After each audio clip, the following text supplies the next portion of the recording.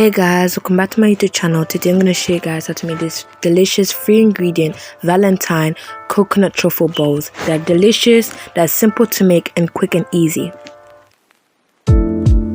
As always, all ingredients will be in the link in the description. So in a pot on medium-low heat, you're going to add in your condensed milk. And you're just going to heat this up till a very light simmer or just till warm.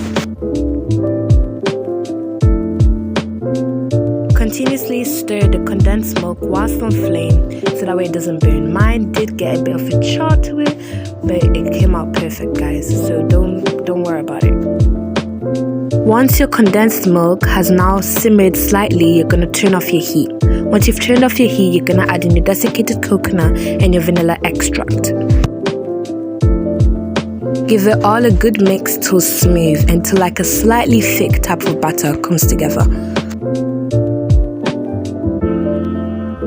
Once everything has been well mixed, transfer it to a bowl to cool it down and just mix it till it's cooled down. Once everything is well mixed, cover and put in the freezer for 15 to 30 minutes. Once it is out of the freezer, you're going to take a scoop, about a tablespoon, and then you're going to pop it in your hand. Okay, you can grease your hand a bit if you need help, so just a little bit of butter on your hands if you want, and then you're literally just going to form this into a bowl, and then we're going to roll it into some more desiccated coconut, which is going to make it look really pretty and professional. So make this for your Valentines this year. Don't have a Valentines? Don't worry about it. Make it for yourself and your family. Place it in a bowl and cover it with desiccated coconut.